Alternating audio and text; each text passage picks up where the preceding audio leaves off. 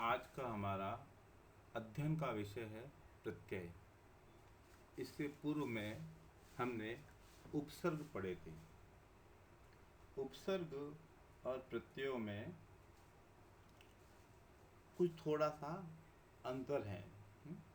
क्रियाएं कुछ समानार्थक है, परिभाषाओं में थोड़ा अंतर है, कुछ समानता भी है। बात उपसर्ग की करते हैं तो उपसर्ग पढ़ते हुए हमने पढ़ा था कि उपसर्ग सदा किसी भी शब्द के पूर्व में जुड़कर के अर्थ में परिवर्तन करते हैं, परंतु प्रत्यय किसी भी शब्द के अंत में जुड़कर अर्थ में परिवर्तन करते हैं। आप लोग समझ गए होंगे। अर्थात दोनों चीज उपसर्ग और प्रत्यय दोनों कहीं न कहीं लगते हैं। हमें यह निर्धारण करना है कि कौन कहाँ लगता है। उपसर्ग हमेशा शब्द के पूर्व में लगता है और प्रत्यय शब्द के अंत में लगते हैं और अर्थ में परिवर्तन कर देते हैं। अर्थ में परिवर्तन कैसे होगा? देखिए, प्रत्यय शब्द की परिभाषा समझिए कि प्रत्यय शब्द का जब हम विच्छेद करते हैं तो प्रति घन अय। प्रति का अर्थ होता है साथ साथ में, अय का अर्थ होता है चलने वाला। अर्थात प्रत्यय जब किसी शब्द के साथ में जुड़ जाता है तो वो शब्द के अर्थ के परिवर्तन को अपने साथ में लेके चलता है, बिछड़ने नहीं देता। प्रत्यय को हटा देंगे तो अर्थ अलग हो जाएगा। थोड़ा परिभाषा पढ़िएगा नीचे। प्रत्यय का अर्थ है शब्दों के साथ पर बाद में चलने वाला और बाद में लगने वाला। और प्रत्यय भी उपसर्गों के समान अविकारी होता है। अर्थात प्रत्यय शब्द के बाद में जुड़ कर के शब्द के अर्थ में परिवर्तन करता है और शब्द को अविकारी रखता है। अर्थात मूल शब्द में कुछ परिवर्तन नहीं होने देता, जिस तरह से उपसर्गों में नहीं होता। तो ये एक तरह से हमारे लिए अच्छी बात है कि हमें शब्दों का अच्छा ज्ञान है, तो हम शब्दों को तुरंत पहचान सकते हैं कि शब्द कौन सा है, प्रत्यय, उपसर्ग या अन्य।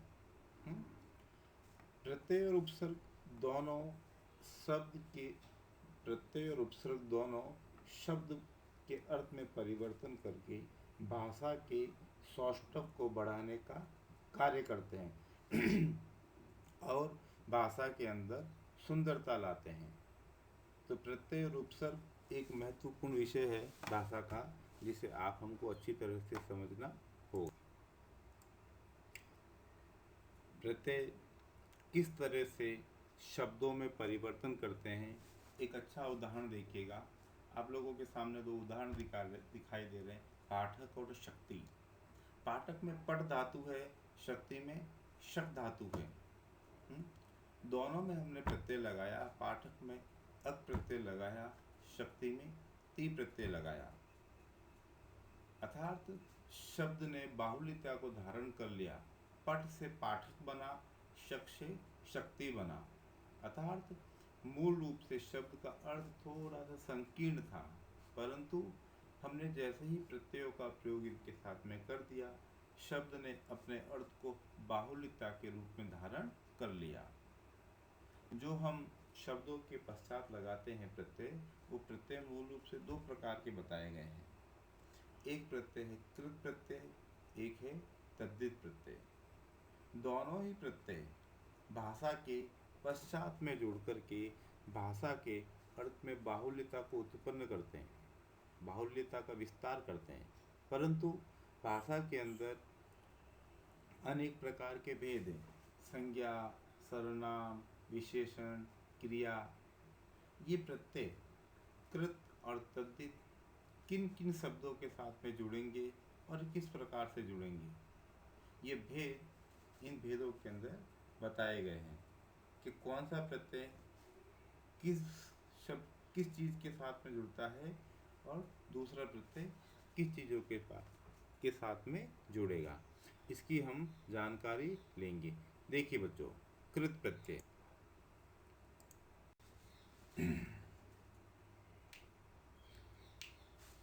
यह प्रत्यय सदा धातु के साथ में लगेगा।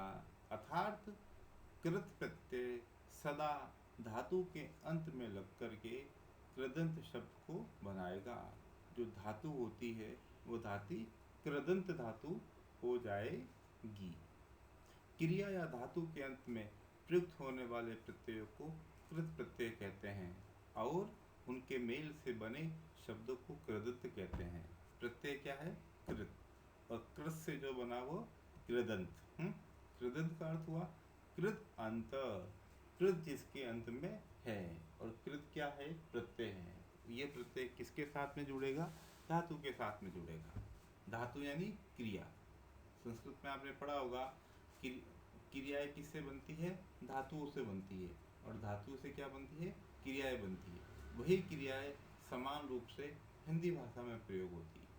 मात्र शब्द में कुछ थोड़ा परिवर्तन होता है कि संस्कृत में अलग प्रत्यय लगता है, हिंदी में कुछ प्रत्यय अलग लगेगा, लेकिन धातु मूल रूप से वही रहेगी जो आपने वहाँ पढ़ी है संस्कृत भाषा के अंदर।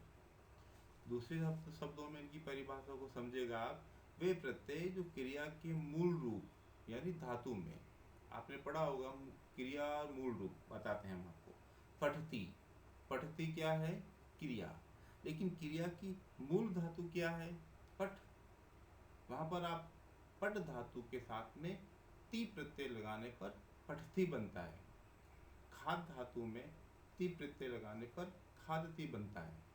उसी तरह से मूल धातु के साथ में जुड़ कर के जो कुछ परिवर्तन करता है वह कहलाता है कृत प्रत्यय। देखिए नीचे एक सुंदर उदाहरण दे रखा है। लेखक, लेखक में लिख धातु है अक प्रत्यय, यहाँ अकृत प्रत्यय है तथा लेखक कृदंत शब्द है।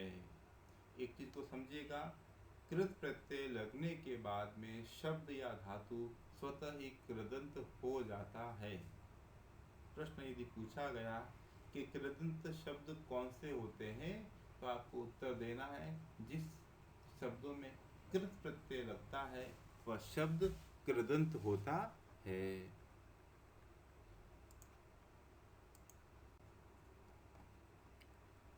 द्वितीय प्रत्यय है तद्धित।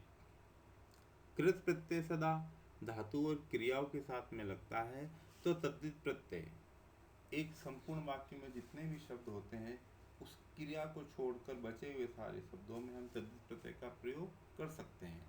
बचे हुए शब्द अधिकतर सर्वनाम होता है, क्रिया होता है और विशेषण होता है। इन शब्दों के साथ में जो प्रत्यय लगता है वह तद्धित प्रत्यय कहलाता है।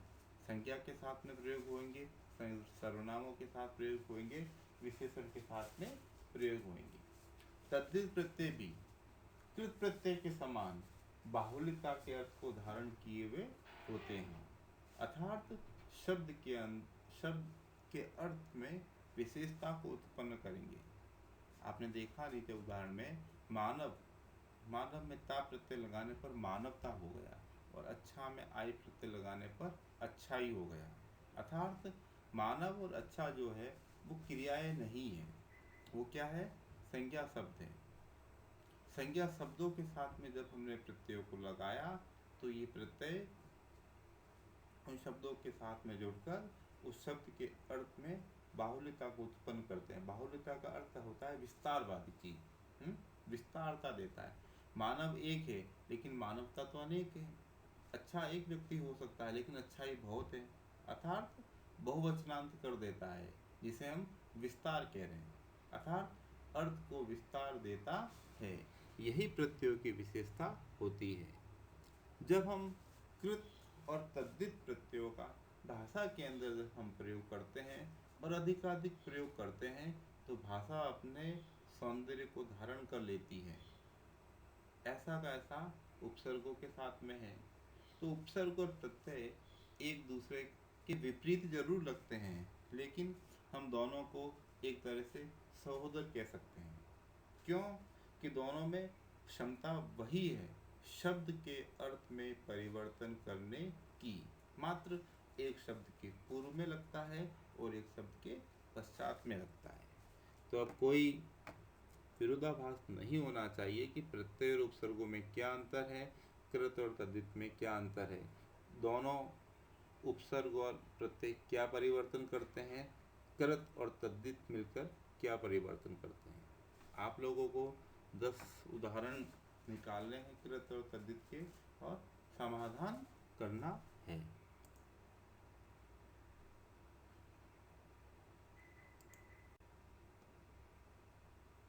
हाँ बच्चों, ये कुछ अभ्यास प्रश्न हैं आप लोगों के लिए। इन प्रश्नों का उत्तर आपको स्वतः निकालना है। सरल है, सहज प्रश्न है। यदि 5 प्रश्नों के उत्तर आप मन में अपने संतुष्टि से दे सकते हो तो आप ये मान के चलिए कि आपने प्रत्यय और उपसर्ग काफ़ी हद तक सीख लिया है। मात्र थोड़े से अभ्यास की ज़रूरत है। अभ्यास हो जाएगा, हमारे पास अभी काफ़ी समय है और आप भी कीजिएगा। धन्यवाद।